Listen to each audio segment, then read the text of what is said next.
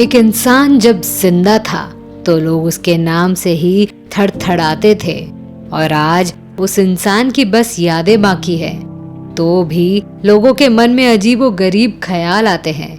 ऐसा क्या था कि आसिफ में? आज मैं आरजे अनामिका लौट आई हूँ एक ऐसे इंसान की कहानी लेकर जिसके किस्से आज भी फिल्म जगत की गलियारों में सुनाई देते हैं।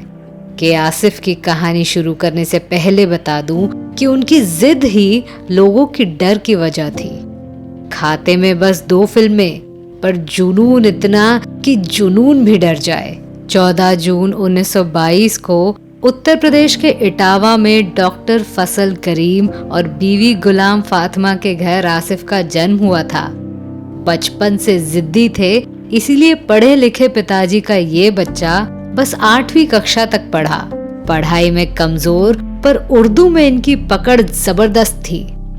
ऐसा कहा जाता है कि करीम परिवार के रिश्ते दूर दूर तक फैले थे और पैसों की तो कोई कमी ही नहीं थी।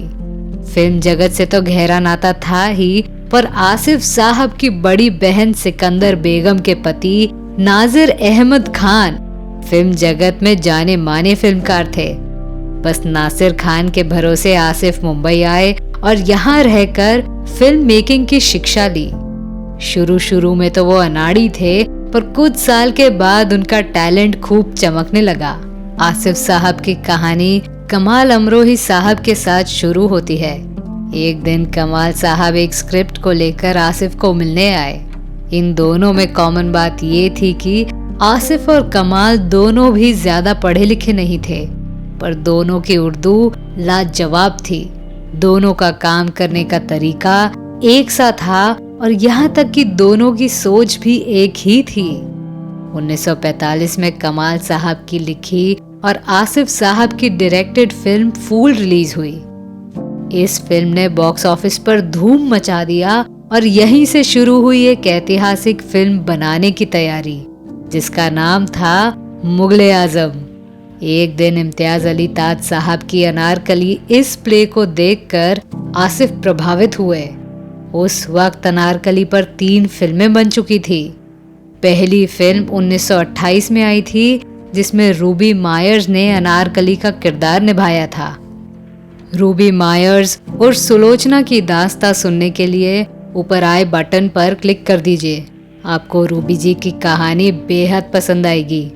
1945 में फिल्मी इंडिया मैगजीन में सबसे पहले फिल्म के पोस्टर के साथ एक खबर छपी, जिसमें ये बात लिखी थी कि आसिफ साहब सप्रू, दुर्गा खोटे, हिमालयवाला, चंद्रबाबू और नरगिस को लेकर एक ऐतिहासिक फिल्म बना रहे हैं, जिसका नाम होगा मुगले आजम। पर इंडिया पाकिस्तान पार्टीशन के दबाव के वजह से इस फिल्म को बंद कर दिया गया। प्रोड्यूसर और कुछ एक्टर्स ने देश से भाग जाने का फैसला ले लिया, पर आसिफ साहब अपने जिद पर अड़े रहे। उनके जिद को नया आयाम दिया बिजनेसमैन शाहपुर जी पल्लून जी ने। शाहपुर जी का फिल्म जगत से कोई गहरा नाता नहीं था, पर फिर भी आसिफ के जिद के आगे उन्होंने घुटने टेक दिए। धीरे धीरे आसिफ साहब ने बेहद सारे प्रोड्यूसर्स को एक किया और उनके सामने मुगले आजम की नई ब्लूप्रिंट रख दी। इस वाले फिल्म में दिलीप कुमार, पृथ्वीराज कपूर और मधुबाला को कास्ट किया गया और धूमधाम से इस फिल्म का चित्रीकरण शुरू हुआ। शुरू में अकबर के रोल के लिए चंद्रमोहन को कास्ट करना था, पर आसिफ को चंद्रमोहन ने साफ नकार दिया। इस पर आसिफ साहब ने कहा, मैं 10 साल तक इंतजार करूंगा, पर आपके साथ ही फिल्म को करूंगा। दुर्भाग्य से एक सड़क हादसे में चंद्रमोहन का देहांत हो गया। एक दिन फिल्म के म्यूजिक के खोज में आसिफ साहब पैसों का ब्रीफकेस लेकर नौशाद साहब के पास पहुंचे। एटीट्यूड वाले आसिफ साहब ने पैसों से भरा ब्रीफकेस नौशाद साहब के सामने खोला और कहा कि आप हमारे फिल्म के लिए अब तक की सबसे बेहतरीन संगीत दीजिए। इस पर नौशाद साहब ने उन पैसों को घर के बाहर फेंक दिया और आसिफ साहब को घर से भगाने लगे। फिर आसिफ साहब को अपनी गलती का पछतावा हुआ, पर नौशाद साहब ने उन्हें माफ कर दिया। नौशाद जी फिल्म के लिए बड़े गुलाम अली साहब की आवाज चाहते थे, लेकिन गुलाम अली साहब ने ये कहकर मना कर दिया कि वो फिल्मों के लिए नहीं गाते, लेकिन आसिफ जिद पर अड़ गए कि गाना तो उनकी ही आवाज में रिकॉर्ड होगा। उनको मना करने के लिए गुलाम साहब ने कह दिया कि वो एक गाने के 25,000 रुपए लेंगे। उस दौर में लता मंगेशकर और रफी साहब जैसे गायक एक गाने के 300-400 रुपए लेते थे। इस फिल्म को बनाते बनाते आसिफ साहब ने खून पसीना एक कर दिया। इंडियन आर्मी से हाथी घोड़े लाए गए, लाखों करोड़ों के सेट्स, इंस्ट्रूमेंट्स बनाए गए, दर्जदार कॉस्ट्यूम का निर्माण की पहेली आज तक बरकरार है। दरअसल इस फिल्म में जो कॉस्ट्यूम्स दिखाया गया है वो आज भी फिल्म मेकर्स फॉलो करते हैं। फिल्म के निर्माण के वक्त आसिफ साहब ने चतुराई का ज्यादा इस्तेमाल किया। वे खुद कलाकारों के सामने एक्टिंग करके दिखाते थे। साथ ही साथ उस दौर में दिलीप साहब और मधुबाला के प्यार और ब्रेकअप के किस्से खूब रंग आए, पर आसिफ साहब ने होशियारी से दोनों को एक डोर में बांध के रखा। शॉट्स में असलीपन लाने के लिए आसिफ साहब ने नकली जंजीरों के बजाय मधुबाला को असली वजन वाले लोहे के जंजीरों से बांध दिया। एक शॉट में दिलीप साहब को मधुबाला को थप्पड़ मारना था, पर दिलीप साहब से ये हो नहीं रहा था। ये देख आसिफ साहब ने उन्हें समझाने के लिए इस अंदाज में थप्पड़ मारना है, पर गलती से आसिफ साहब का नकली थप्पड़ मधुबाला को असली में लग गया। चित्रीकरण के लिए आसिफ साहब ने लाखों रुपए का शीश महल खड़ा कर दिया। शीशों की संख्या अधिक होने के कारण लाइट्स की प्रॉब्लम होने लगी। तब कैमरामैन के साथ आसिफ साहब ने हर एक शीशों को मोम का पलक चढ़ा दिया।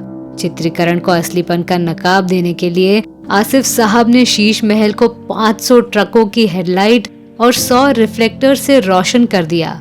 पर 1955 के आते आते सोहराब मोदी साहब ने जोर का झटका दे दिया। देश की पहली टेक्निकलर फिल्म झांसी की रानी बनाकर मोदी साहब ने आसिफ साहब को सीधे टक्कर दे दी। इसके जवाब में जिद्दी आसिफ साहब ने शेष शूटिंग का चित्रीकरण कलर में कर दिया। इस पर प्रोड्यूसर्स और कलाकार बहुत नाराज हो गए, क्योंकि जो शूटिंग हो गई थी आसिफ साहब उन्हें फिर से फिल्माने लगे। आसिफ साहब ने अपना पूरा करियर इस फिल्म के पीछे लगा दिया। अब तक तो वो बर्बाद भी हो चुके थे। उनके पास एक भी रुपया बचा नहीं था। वो सिगरेट भी उधारी में लेने लगे। सिर्फ आसिफ साहब की हालत ऐसी नहीं हुई, इस फिल्म के कुछ प्रोड्यूसर सीधे सीधे रास्ते पर आ गए।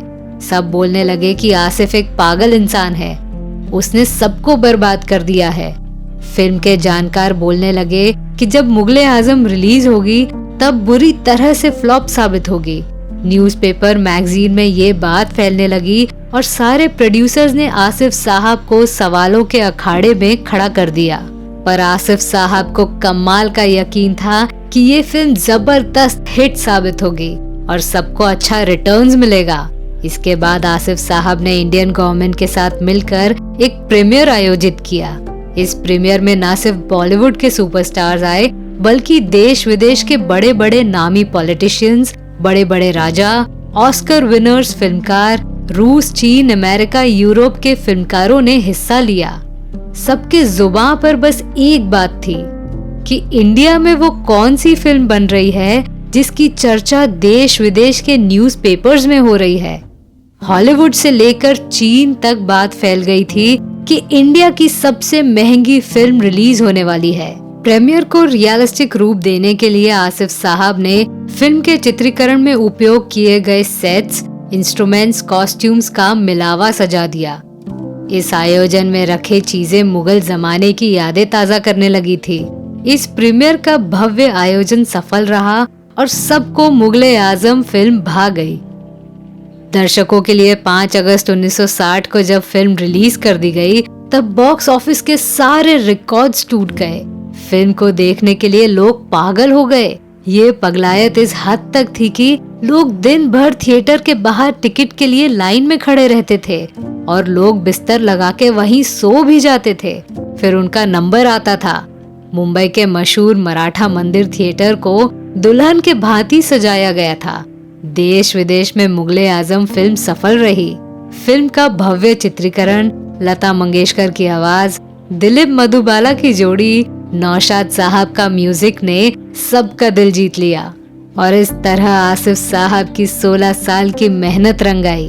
सिर्फ एक फिल्म के वजह से आसिफ साहब महान डायरेक्टर्स की सूची में आ गए। करियर तो सही चल गया, पर उनकी पर्सनल जिंदगी तूफानी समंदर में चल रहे जहाज के समान यहाँ वहाँ डोल रही थी। उनकी बीवी सितारा देवी के होने के बावजूद उन्होंने निगार सुल्ताना से शादी कर ली। इससे सितारा देवी बहुत खफा हुई। यही नहीं, उन्होंने दिलीप कुमार की बहन अख्तर से भी शादी कर ली थी, जिससे दिलीप साहब भी खफा हो गए थे। कहा जाता है कि अख्तर ही उनकी पहली पत्नी थी। आसिफ साहब एक होनहार डायरेक्टर बन गए थे, पर फिर भी उनका रवैया लोगों को उनसे नफरत कराता था। मशहूर अभिनेत्री सुरैया ने उनसे जिंदगी भर बात नहीं की। वो किस्सा क्या था, ये जानने के लिए ऊपर आई बटन पर क्लिक कर दीजिए। 1964 में आसिफ साहब ने सोचा कि मुगले आजम जैसी एक और फिल्म को बनाया जाए, पर गुरुदत्त के आकस्मिक मृत्यु के बाद लव एंड गॉड को बंद कर दिया गया। 1970 के आते आते संजीव कुमार के साथ इस फिल्म का चित्रीकरण शुरू हुआ, पर 1 मार्च 1971 में आसिफ साहब की मृत्यु हो गई।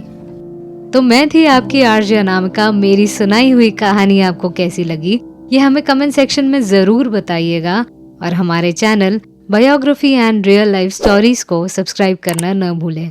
नमस्कार।